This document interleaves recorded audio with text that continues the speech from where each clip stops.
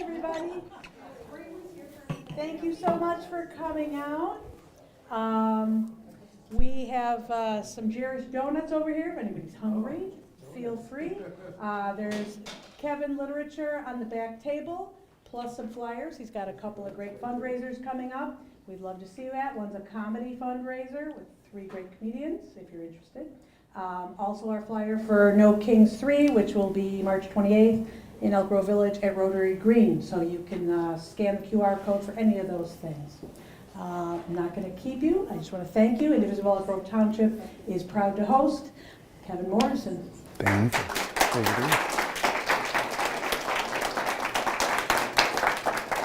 How's everyone doing today? Oh, good. Well, thank you so much for coming out and joining me today. It's good to see several familiar faces and some new ones as well. I'm Kevin Morrison. I actually grew up here in Elk Grove Village in the heart of the 8th Congressional District. I am a county commissioner. I've served on the Cook County Board for the last 7 years, and it's been an honor of a lifetime. I'm that, I was that weird, odd young kid who liked history books, and at 10 started telling my mom that no matter what job I ended up in when I grew up, it needed to be dedicated to helping improve the communities around me. So that's been my mission ever since I was a kid. And when 2018 came around and I failed to find someone to run against my predecessor, I was very fortunate to have friends and mentors who had more faith in me than I had in myself. I was 27 years old. I thought I was too young. But I really felt that the chairman of the Illinois Republican Party should not run unopposed. And that's what led me to running for county board in 2018. I actually, set up an appointment with my mom and my stepfather. I think they thought I got arrested or something. I go, I want to get dinner. I have something important I want to run by you. And as I was driving to my parents' house, I was fully prepared that my mom would look at me and say, Kevin, you're too young, wait your turn. And instead, when I proposed the idea of running for Cook County Board, the first words out of my mom's mouth were, Kevin, you've been preparing for this your entire life. You have to run. And for those of you who don't know my mother, Bruna, she's my lead inspiration. She's the reason that I got interested in public service to begin with. My grandparents were off-the-boat Italians. They immigrated to the United States with almost nothing, and were able to live out the American dream just in their own lifetime. It culminated in the family restaurant that is now 57 years old, and by the time I was born, my mom and my aunt were the owners. And my first memories as a little kid were sitting up at one of the front booths, and every time a customer would come in and ask for the owner, every time my strong Italian mother would come out, she would get met with the same exact response. And I've even witnessed this in recent times. And that would be, excuse me, I asked to speak to the owner. Now, growing up in an Italian household, what I was witnessing, I knew was wrong, but I didn't quite understand it, especially because in Italian households, the women are always in charge. But I did, and I do credit witnessing my mom have that experience with opening my eyes at a very young age to all the other inequities around me. And I've made it a mission to try to fix every single one of them. It's what sparked my interest in public service, and also witnessing my family's restaurant, giving back to the entire community. We would hold fundraisers if we had customers who were dealing with high healthcare costs, and give back and help a family in need. And so I saw, the staple of how important small businesses are, how they can give back. It led me on this path to want to give back and improve the communities around me. I'm not running for Congress for fame or fortune. I'm running because I want to make a difference, and I want to fix a broken Congress that right now is completely kneecapped. We do not have good enough messengers in the Democratic Party. We do not have enough individuals who are selfless and are running for the right reasons, not to line their own pockets, but to help give back and make your lives easier. And I have a track record of taking on Republicans and winning, but also delivering results. As a county commissioner, I'm proud that in my first year in office, I not only helped create Cook County's equity department, but I also expanded language access on the ballot from 4 to 12 languages. Cook County is now the second most language inclusive voting area in the entire nation. And I'm very proud of that. I ran on a number of issues, and I'm proud that in the last 7 years, I literally have accomplished everything I ran on in 2018. That includes expanding mental health resources. I helped create Cook County's brand new Department of Mental and Behavioral Health, which will make Cook County the first county in the entire nation to fill every gap in the mental and behavioral health space. In Congress, I want to go a step further. Not only do I want to bring that department national, but I want to actually see universal health care reach the finish line and bring affordable and accessible healthcare to all of our families.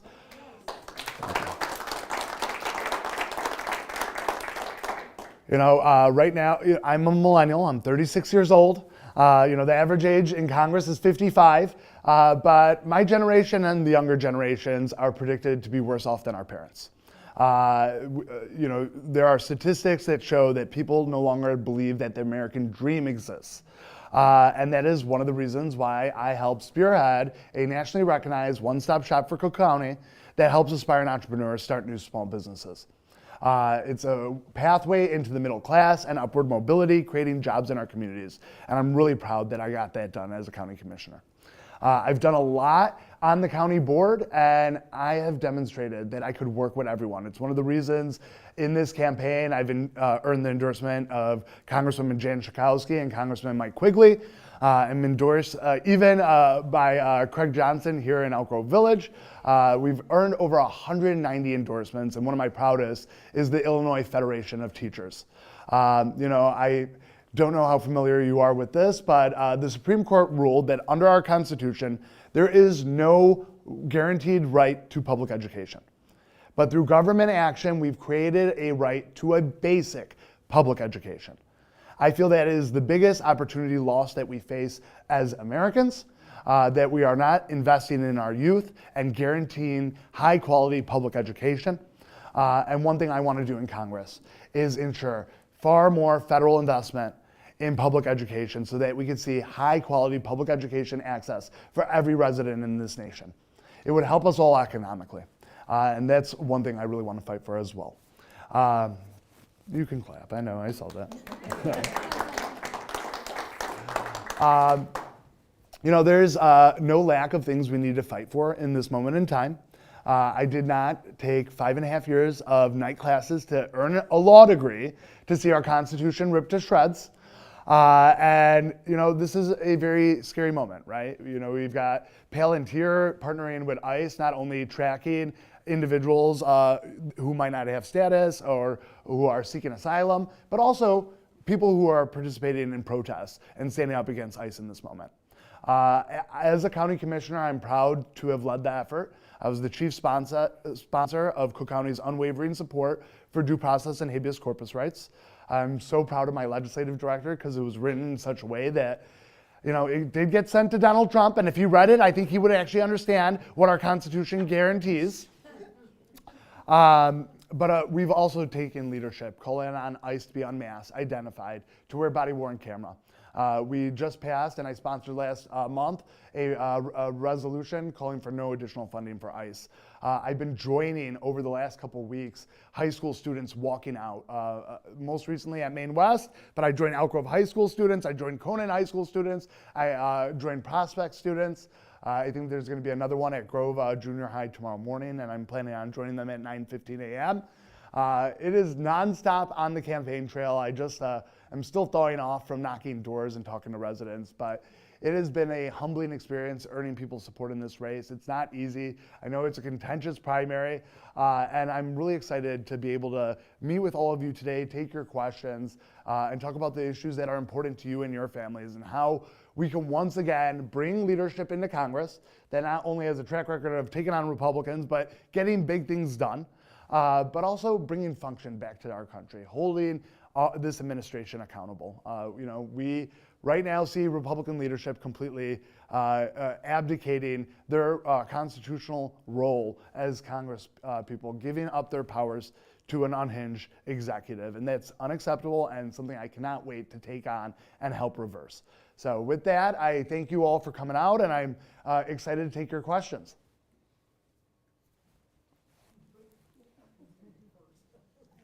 Yes.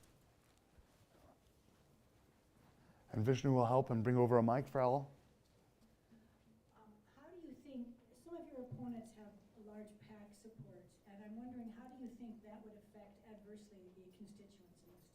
Yeah, I thank you for that question. There's a lot of big money being spent in this race right now. I think it is incredibly concerning. It's, I have always been in support of campaign finance reform, but since jumping in this race for Congress, my eyes have been opened even more. I've always supported a end of Citizens United. We need to get dark money out of politics.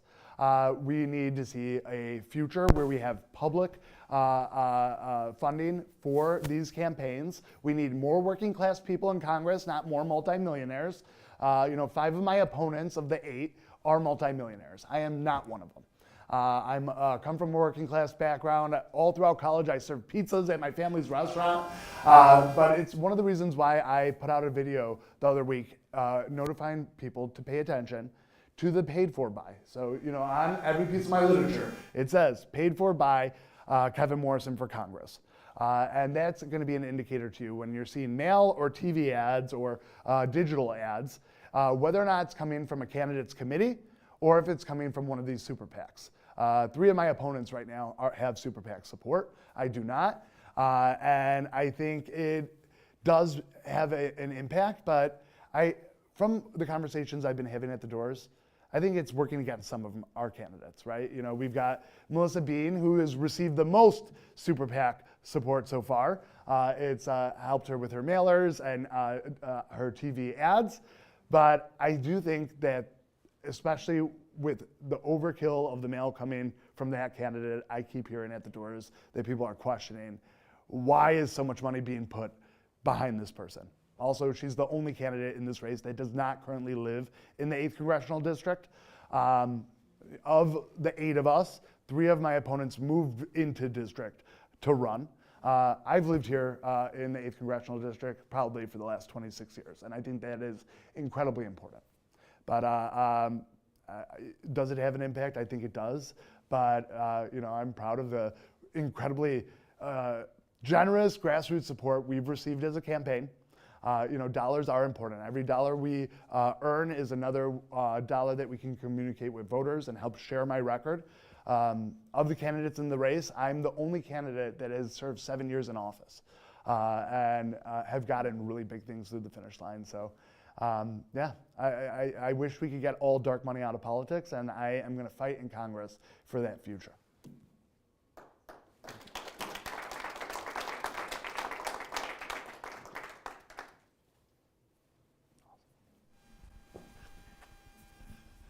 Kevin, when you are knocking on doors, I'm just curious, is there 1 or 2 issues that people are particularly focused on? Yeah. Yeah. 100%. I thank you for that question. Right now we are focusing on Democratic primary voters, and the most common thing I see and hear, and one of the first responses they typically give me is, we need Trump out of office. They want to see fighters. They want to see people with backbone and grit. But time and time again, I hear, we need to get Trump out of office. In terms of issues that are impacting them, they talk about high costs to healthcare, childcare, and how we are seeing food costs drastically increase. And all of the costs that are falling on our backs right now are because of this administration. These tariffs that we've placed on other nations have not only caused construction material to balloon and causing our own housing costs to soar at a time where we need 7 million more housing units in the United States, but it's causing food and everyday products and those prices to go up as well. And so I'm glad that we had the Supreme Court ruling once again saying that tariffs belong with our Congress, but we never know what this president is going to do, and that's exactly why we need to win back the House and the Senate and send the right type of fighters to Congress, because I'm seeing, even at Myers, over a month we saw a product that we typically buy go up in price 3 times. So it's nuts. Who would like to ask the next question? Fossil fuels, what's your thoughts? Fossil fuels? So I actually got my start in politics as an environmental activist. When I was at Conan High School, I would volunteer with environmental groups getting buckthorn out of our forest preserves, which is coincidental because now I'm a Cook County Commissioner and a Cook County Forest Preserve District Commissioner, leading the charge, expanding volunteer opportunities to get buckthorn and invasives out of our forest preserves. But I started off my freshman year of college volunteering with the Sierra Club and the Illinois Coalition for a Moratorium on Hydraulic Fracturing.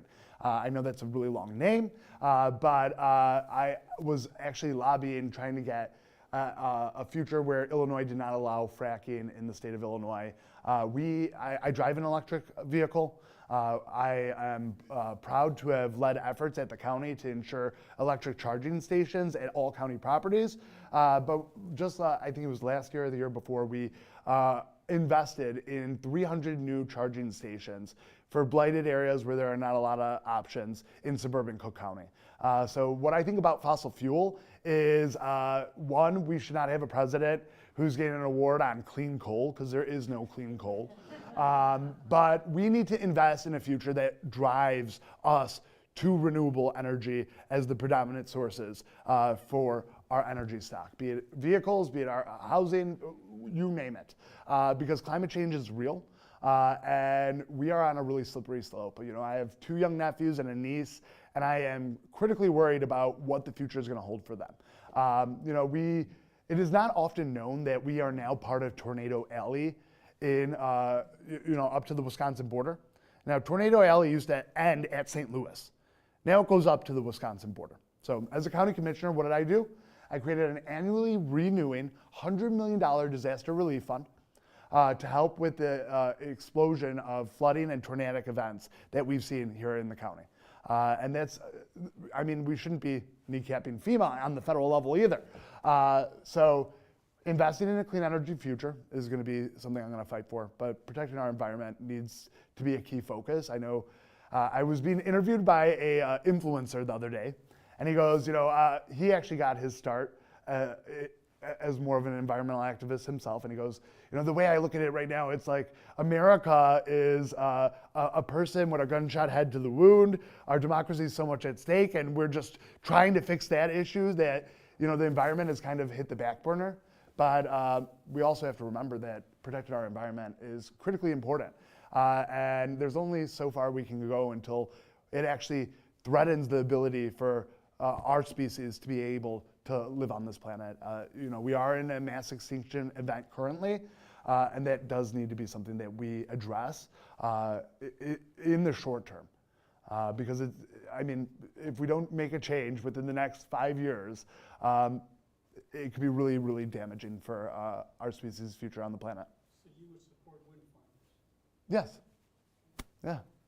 Wind farms, solar, any pathway to that renewable future. And far more federal investment in actually research. I mean, we've seen so much federal research funding cuts as we speak right now. We need not only more federal dollars being put into research to help drive the expansion of technological advancement for renewables. Yes. Oh, sorry. I saw her hand first, but would you? Yeah. Yeah. All right. Kevin, I know you've been active when ICE has shown up in this community. And I also think that solving this problem of how we handle immigration could be done quickly and fairly. And I wonder what your thoughts are about this issue. Thank you so much for the question. You know, I actually studied immigration law while I was in law school, and I was shocked by how broken our immigration system is. We have not seen comprehensive immigration reform or legislation pass in Congress for 50 years, and it's a key component of the problem, right?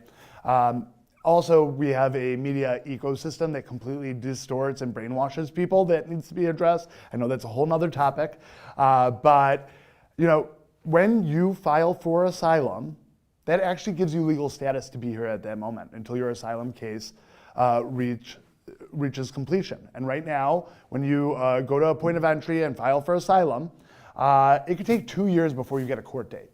So we do not invest in our immigration courts when it comes to those who came here with a visa legally and their pathways to getting citizenship. It is been made so incredibly difficult. So for one, I support comprehensive immigration reform. I think hey, I talk to voters all the time. There's not a single Democrat I know who thinks that hardened criminals who have broken the laws, who have placed violence on others, who have trafficked children or trafficked in drugs belong in this country. No one thinks that is acceptable. But should we be targeting a Elk Grove pizza person who's taking care of 2 young kids and has no criminal record? And that's unfortunately what we've seen. In Elk Grove Village, I showed up at a business that got illegally raided. 20 individuals got detained. As of today, we only know where one of the 20 ended up. They all had worker permits. They all had legal status to not only be in this country, but to work in this country. So those are the types of individuals who are being targeted.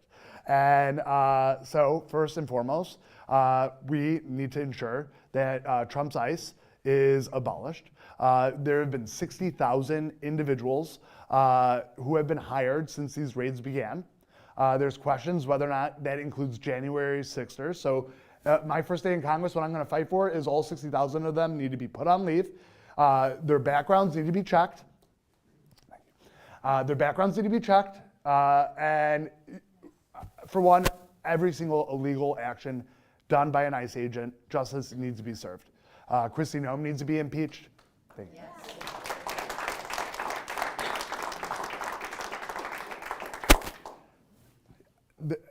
Where do we start? The destruction that we've had in this country, it is just baffling. And I've actually shown up at immigration court at 6 a.m. in downtown Chicago to defend someone that they were trying to illegally deport.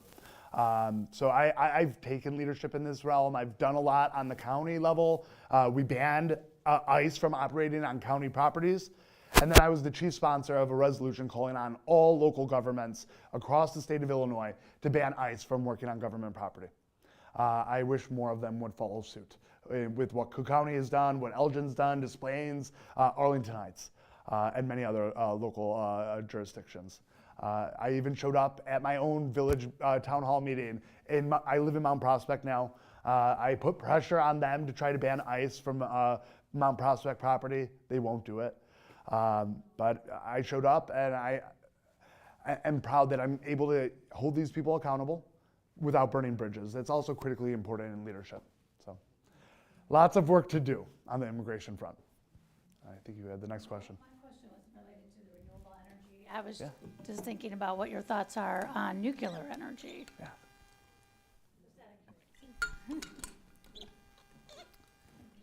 So I think nuclear energy is, for one, it needs to be utilized safely, right? There are risks using nuclear, but also it is not something that's going to be able to power us into the future, right? So if we see a vast investment in more nuclear power plants for energy, eventually the source of that energy is going to run out. It is not finite on this planet, and it's limited. So it is a component that could be utilized on our pathway to a 100% renewable future, but it's not something that we could solely rely on.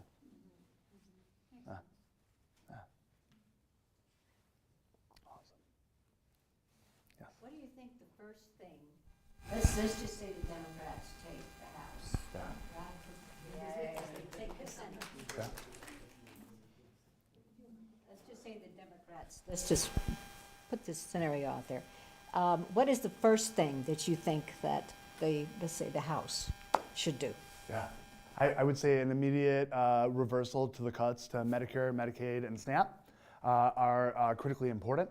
I think policies push forward that actually put limits on the president's authority, since there has been so much overreach, needs to be first and foremost.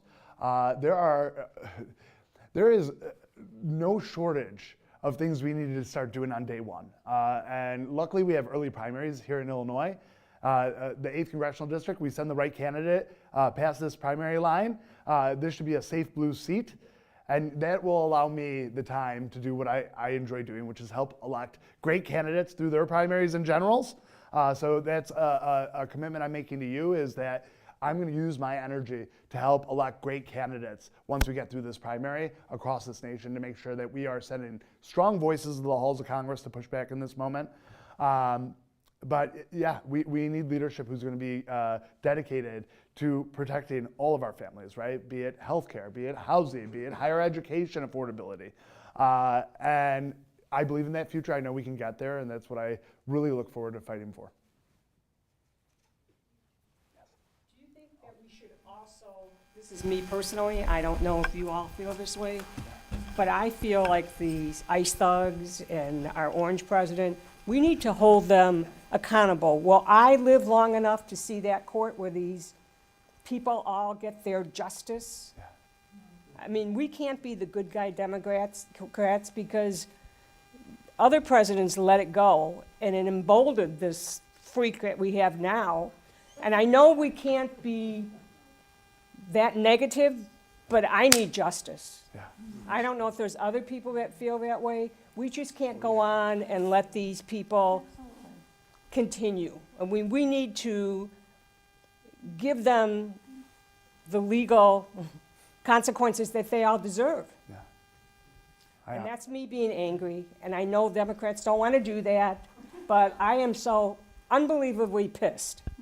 And I'm old, so I'm allowed to be pissed. You know? We're not old. You know? Yeah, I'm almost 80, so I mean, you know, I've been in this country my whole life. I have friends that have been here like maybe 80 years, and they're citizens here, but they were born other places. I'm ashamed of my country. Yeah. And completely ashamed of that orange felon sitting in the White House. I mean, he does whatever he wants. How do we hold that piece of poop accountable? I just keep We saying, impeach him. justice will prevail. I'm waiting, but Yeah. I don't know if I'm going to live to see it, you know? Yeah. And then I'm upset. I came from a household where we were very political, my father and everything. I have grandchildren that went to Conant. They didn't join you because they didn't want to get expelled. And I don't know what the hell went wrong.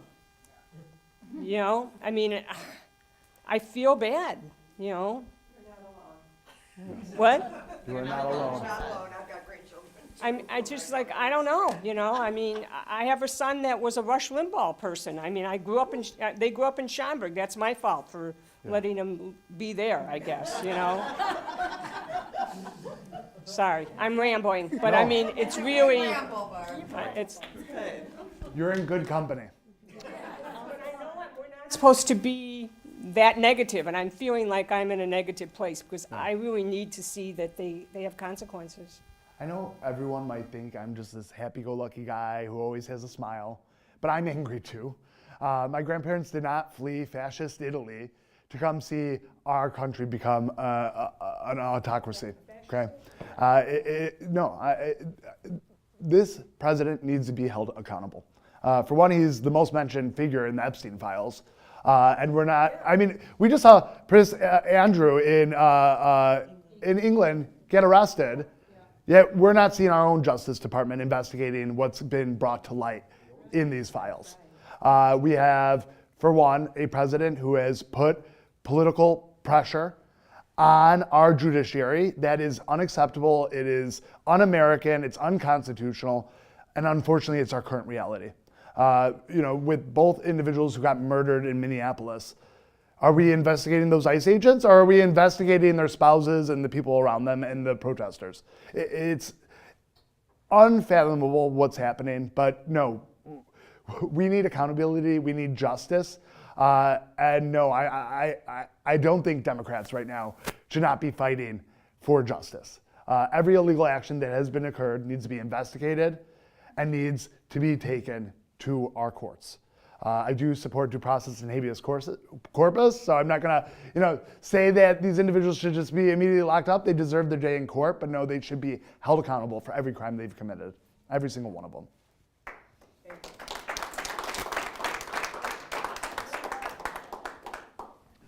What about the Supreme Court? What about the Supreme Court, and what about Justice Kavanaugh, who lied to Congress? How do we handle all of this? Yeah. Oh my God. Well, I think right now one thing that is achievable in Congress is possibly passing term limits for Supreme Court justices. It does look like there's a will within the party to get that done. For one, we need to ensure that we cannot see these power grabs of Supreme Court justices like we've witnessed in the last decade. The fact that Trump and Republicans in the Senate were able to hold up appointments and hold them over to the next administration is something that, unfortunately, we are now dealing with the full ramifications of, right? These individuals all lied. All of the Trump ones said that they would uphold precedent. Okay, that means previous Supreme Court decisions being respected and having more power, right? And what did we see? The overturning of Roe. We have seen them literally decide last year that that racial profiling is now acceptable when it comes to ICE enforcement in our streets. It happened in my own commissioner district in Hoffman Estates. And this wasn't someone who was protesting. It was literally a 19-year-old Latina girl walking through a park. An American citizen got body slammed to the ground by an ICE agent and had to be taken away in an ambulance. It's unacceptable. So first and foremost, any mechanism we can to get the political reality that these Supreme Court justices are not operating as they should and hold them accountable, be it expanding the court, passing term limits, but there's no shortage. Impeachment of the ones who have lied before congressional members. All of them need to be options on the table. Thank you. Of course. Awesome. Yes? What are your thoughts on public broadcasting? I find the media right now is it's like billionaires just go in and buy a media outlet, and then pretty soon they can censor everybody and they can figure out what information gets put out to the people. Can't we do anything to restrict that in Congress? Can't we put in laws that make that not possible? Because what I look at now is just about all the major news organizations that I grew up with, that I depended on, the Walter Cronkites and stuff. Yeah. That's all gone out the window. Anything these people say, you just go, oh, they're trying to sell me something, or they're trying to obscure something, or they're not talking about this young Latina girl who gets tackled in a park. I mean, nobody hears about that. Why don't we hear about that? I mean, what can we do about that?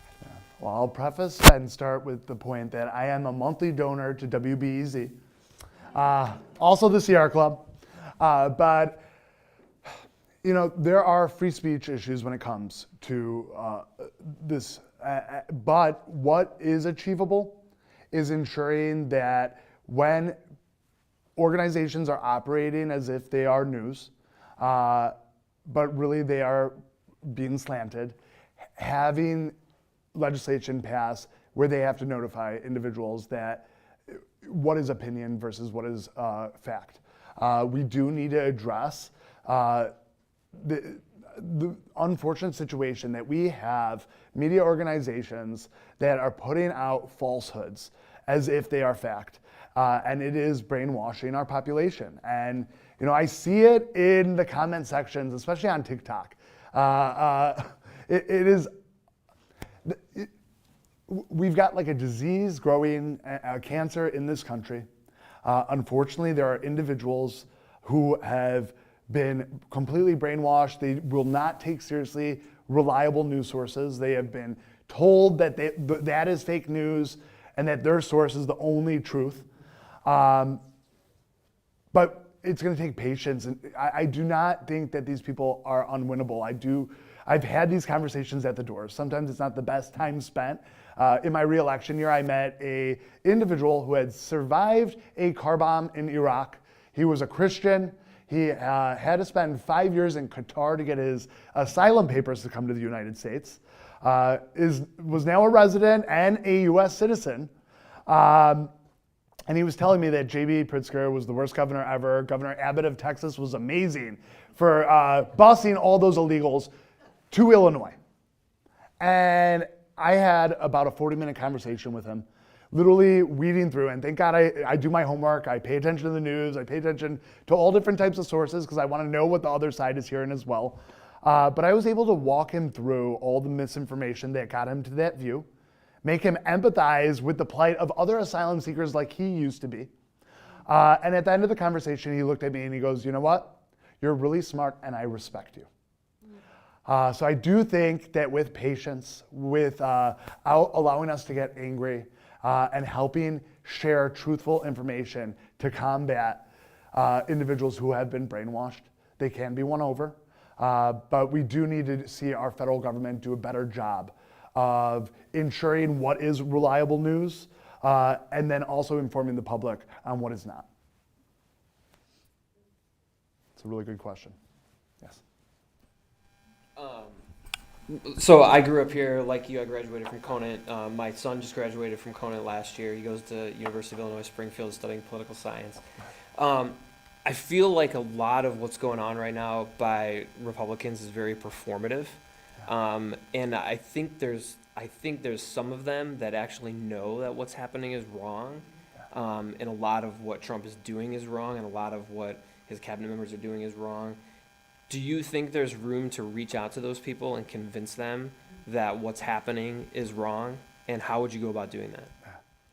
Well, I will say that one of my proudest moments as a county commissioner was getting our sole Republican, not only to support expanding our human rights code at the county to make reproductive health care, gender identity, and caste discrimination protected classes for all 5.2 million Illinois, Cook County residents.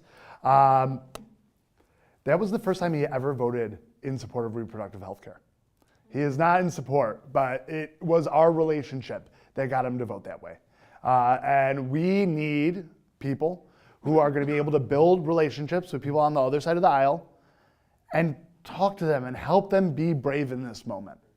And I agree with you. I think that there are still some well-meaning individuals, but they're terrified right now on the political power that Trump has placed and the threats for one, it's unacceptable for the president to be threatening members of their own party that they're going to be primaried if they don't vote a certain way. It's just unethical what we're seeing. So for one, we need to see legislative pathways to ensure that future presidents cannot, for one, put out threatening language that puts members of Congress at direct risk of attack, because we've seen that as well. But also the pressure that he uses and the influence is wrong, right? Our Congress members were elected to represent their districts, their constituents, and that's not what we're seeing right now. So finding, one thing that is important with me and different from a lot of elected officials, I don't hold grudges, I don't burn bridges, and I don't cause bad blood. I try to get along with everyone. When I was first elected, most of my mayors didn't even want to take meetings with me because they had their own preconceived notions of, thinking that I was some crazy far left Democrat. I am the first Democrat to ever hold my seat. I'm proud of that.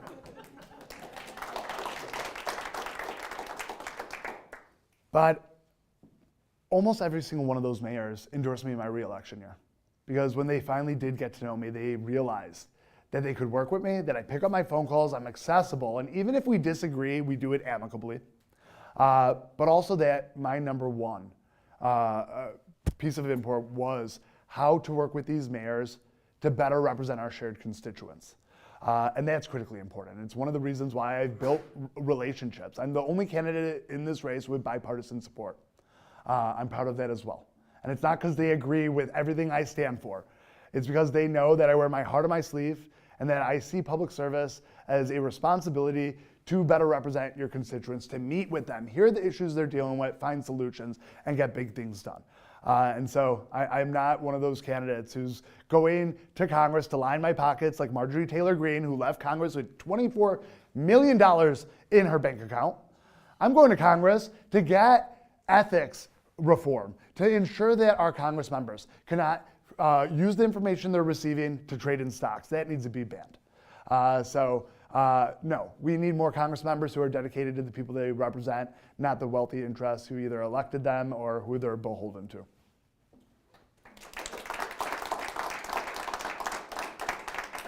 So, speaking of ethics, what have you learned over your last 7 years in Cook County government that you would want to bring to the swamp that is Washington? Because clearly the Trump administration is not being ethical in any manner. Yeah.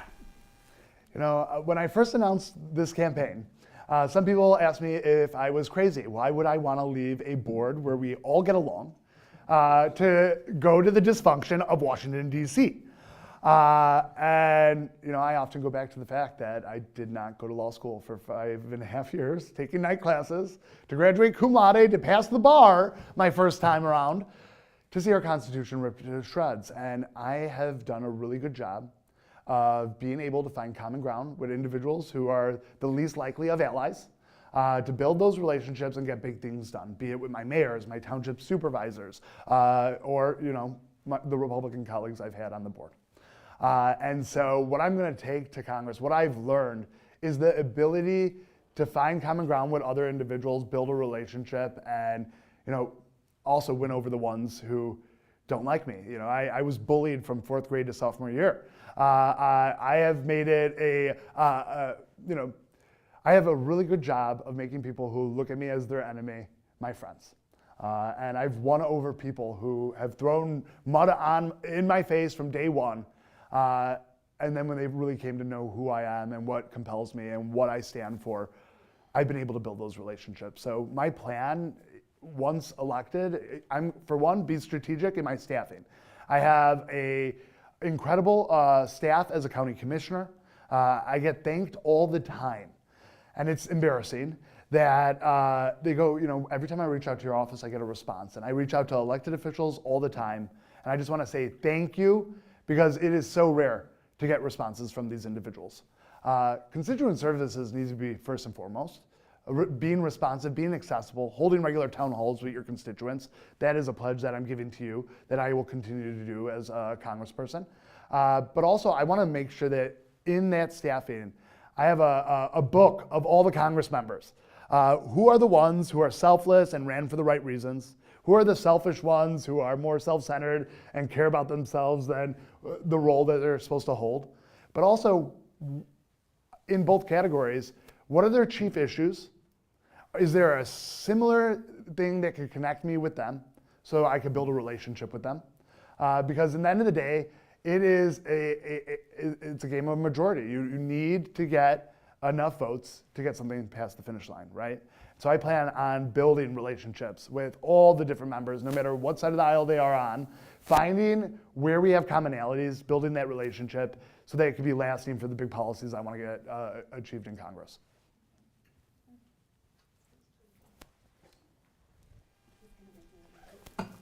Grab some more water. So on that same note then, when the Democrats take back the House, who would you support as the chair? You mean for Speaker? Yes. Who would you replace Johnson with? Well, I don't know everyone who is going to win their primaries and generals, so it's a hard prediction game. But what I will say is when that vote comes, when we do win back the House, because we need to, there's no other choice. My vote is going to go to the best messenger for the moment, the one that could unite our party and actually bring the type of fight and grit we need to hold this president accountable. So that is my commitment. I'm going to fight for the strongest messenger who could help. You know, one thing I often hear, and it's one of the reasons why I jumped in this race to begin with. I was volunteering for candidates in the municipal elections last year, and I kept hearing at the doors that our residents here in the 8th feel like, actually it was not just the 8th, everywhere I was stumping, kept telling me that they felt like our federal leaders in Washington were not fighting and didn't understand the issues that were most important and pertinent to them. And I found that incredibly problematic because our Congress members should be returning faith in our constituents that their federal government is fighting for them every single day. And that is something that I am going to work incredibly hard to change. I'm not only going to do it for our 8th congressional residents, But like I said, I'm going to help stump for great candidates in their primaries and generals to make sure we're getting more selfless individuals who are focused on better representing their districts and their constituents into office as well.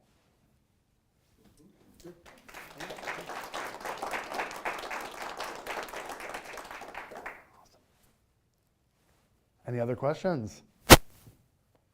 Yes. What do you want from us? I mean, other than a vote? Yeah. Thank you. Thank you for the question.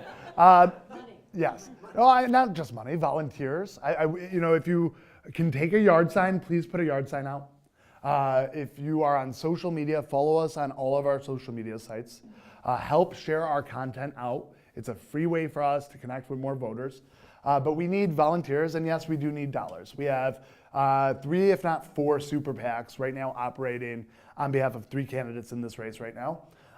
So your investment in this campaign will help bring our shared voice steps further in communicating with our constituents. So if you could contribute, that would be fantastic. If you could volunteer, I got Brandon, my campaign manager, and Michael, my deputy campaign manager over here. We are launching people to the doors. We are setting people up at home to phone bank and make calls to our residents. We do have another press conference. We have a fundraiser coming up on the 3rd at Real Time Sports. We're going to have comedians. It's going to be a lot of fun. I think we have flyers in the back, Lynn. We got flyers in the back. But really, I need everyone's assistance in helping spread this message, showing what's at stake in this race. But also ensuring that we get the best choice through the finish line, right?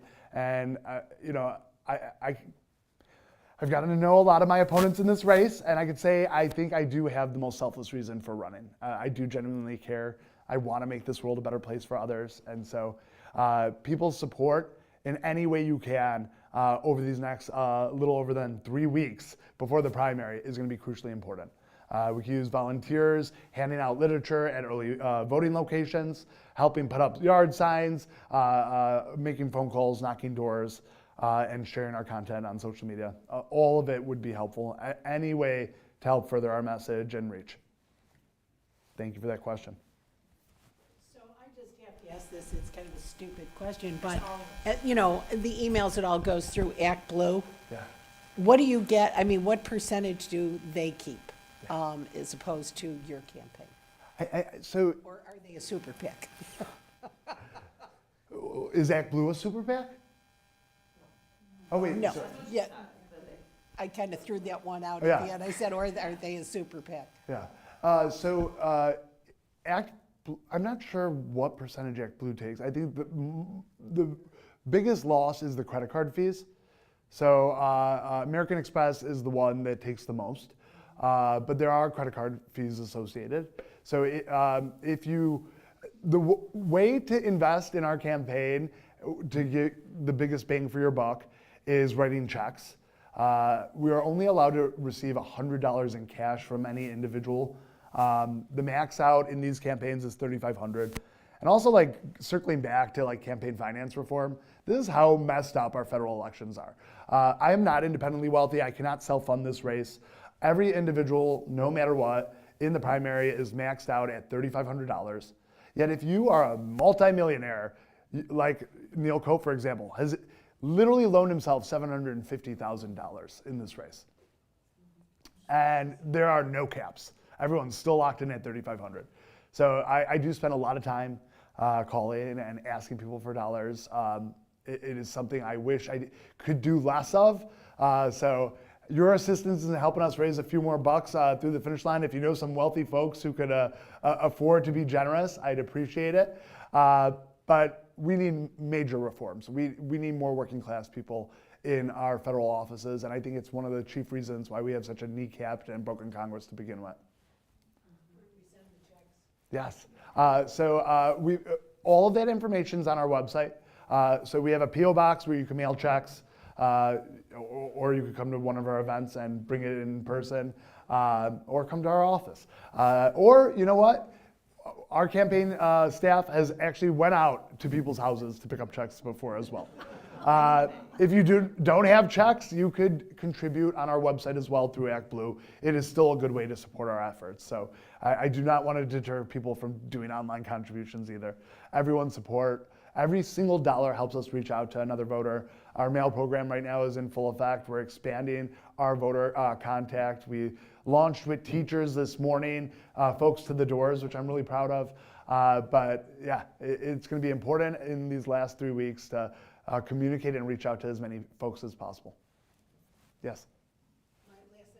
That I think your materials are the best. I mean, the other ones, they come, the big ones, my husband says recycle. I said, we'd take the name and address off first. But yours, there's substance there. There is something that is well thought out. It is something that, comes into your home. It affects you, all of the issues. So whoever, you're doing a great job. And it says who you are. So. I know I'm biased. I have told my team that our mail is definitely the best out of any of these candidates. One of my opponents seems to only have 2 pictures that they use. But yeah, no, it's the mail team that I've been using since my first election, and they have great stuff. I was knocking doors the other day, and the lady welcomed me in. She's like, "Oh, Kevin Morrison, come in." And right on the top of her mail stack was the Jan Schakowsky mailer we just sent out about her endorsement. Thank you. What can we do? I thought was an important question from the lady in blue, I guess. I think what we can do is reach out to 10 or 15 of our friends. I find that I'm limited in my ability to do some of the things that you need, but in a meeting a couple of days ago, it was important to talk about you. And I think the reason that turned for a few people at the table was how hard you had worked and how many people supported you to turn this district around after 40 years of Republican leadership. And I do think in those comments, they were a little unhappy with the amount of literature they're getting from some candidates and pleased about your pieces, which are very informative. So if each of us just talk to neighbors, talk to somebody at church, and just begin to talk about it, each of you have at least one good thing to say about him, so say it. Thank you so much for saying that, Sue, and it's great to have you here today. Sue is the former Democratic committee person, Wheeling Township, right? Palatine Township. And you're exactly right. You could each reach out to 10 folks. You could do a selfie video and post it on your social media of why you're supporting me. But reaching out to our networks in this moment is also really important. So I thank you for that suggestion. That is a great way.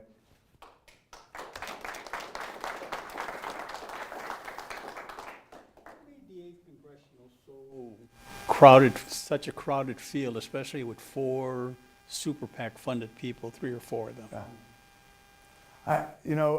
Hey, at least we're not the 9th congressional district where there's 16 candidates. I used to say having just 8 was just fine. But everyone's running for their own reasons, right? I know some of the motives behind some of my opponents. Why? People look at this as, being a member of Congress is a really unique opportunity where you do have influence. And it does allow these folks to try to line their own pockets. And that's not what I think our congressional members should be doing. So I could talk to you more one-on-one on some of the motivations behind some of my opponents. I think Melissa Bean, first and foremost, is running to continue the old playbook that has not been working in our party for far too long. We need a new generational leadership. We need people who are running for the right reasons, who actually want to represent their constituents, who have a track record of taking on Republicans, winning, and getting big things done. And that is something unique that my candidacy brings to this primary, and a message that we need further assistance helping spread.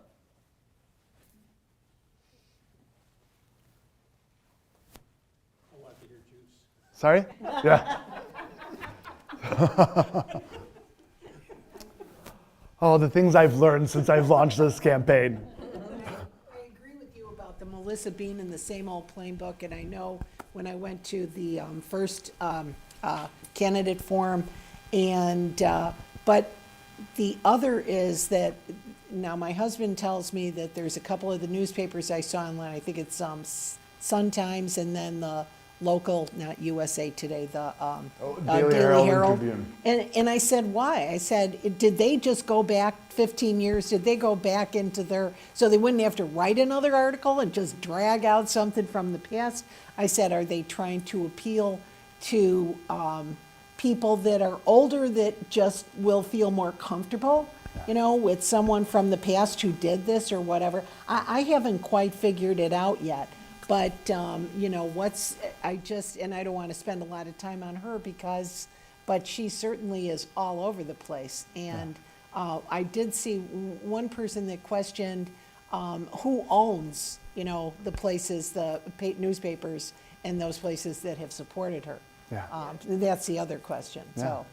And the influence. I will say I'm not deterred, because when I took on the chairman of the Illinois Republican Party, Tim Schneider, and won, he got both the Daily Herald and Chicago Tribune endorsements as well. So they do not mean everything. I am proud to be endorsed by the Journal on Topics, who does great local work here in our communities. But yeah, I think it goes to say, when you have so much super PAC money boosting one candidate, they recognize the vulnerability. And we even saw it when we did our polling. We saw how weak her support base was. And when you disappear from being active in our communities for 15 years, she tries to credit, the blue swing that we've seen in the northwest suburbs. I'm sorry, no. She was not out knocking doors when Sean Casten ran and won. She was not out knocking doors for my campaign or donating or being involved or showing up at events. She completely disappeared from the political community for 15 years and went and worked for JP Morgan Chase and a hedge fund and Mesereau and was the CEO of the Elite Club. That's a great way of identifying with regular working class people. No, hanging out with the wealthiest amongst us. But what is my record? In 2009, when I was a freshman in college, is when I started getting active in politics. It's when I started volunteering for campaigns. And I really, really enjoyed going door to door, hearing the issues our residents were dealing with, but also helping inform them too, answering their questions. It's something I still really enjoy doing. I love going out, knocking doors, and making those connections. So, I think everyone has their own reasonings for who they're supporting, but no one could say that they've been endorsed by over 190 local elected officials. I think it's the most endorsements out of any candidate in any of the open seats in Illinois.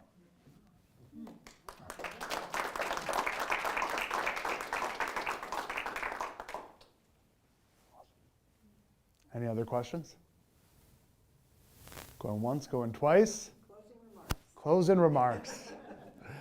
Well, I first and foremost want to thank you all for coming out here today. I do want to remind you, if you are able, please grab a yard sign. I could use your support. It's another way for us to help expand our name ID and our, show our localized support. Again, we are doing a number of these town halls. If you have additional questions, you can go to my website, shoot me an email. Please make sure that you are following us on all our social media pages, helping boost our message. If you're free on March 3rd, I hope you'll join us at Real Time Sports. I really, really hope that today, for those of you who are still on the fence, I've earned your support here in the March 17 primary. Your vote is going to be critically important. I could really use your volunteer hours, your dollars, any way you could be supportive from now through March 17th would go a long way. And I just thank you. Right now is crucially important. Do you have a question? Seeing how, and I've been to your restaurant. Yeah. Before everybody knew it was there. 25 years ago I was there, right? 40 years ago. Okay. My question is, thick or thin? You know, It's important. it is. But I was born in Chicago. I grew up at 10 years old. I moved out to Elk Grove Village. Everyone knows that tavern style pizza is the true Chicago pizza.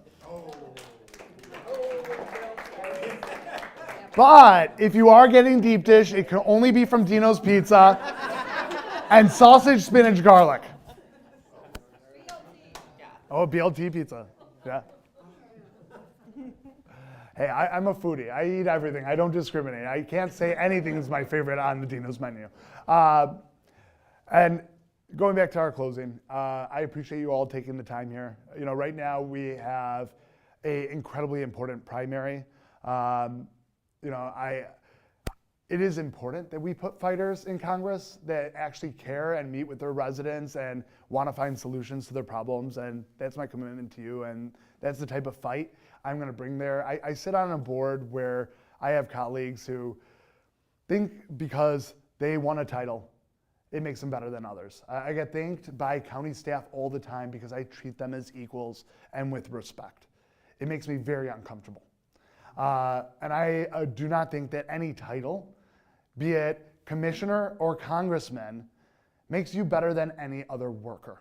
Every job has worth. We are all giving back to our society.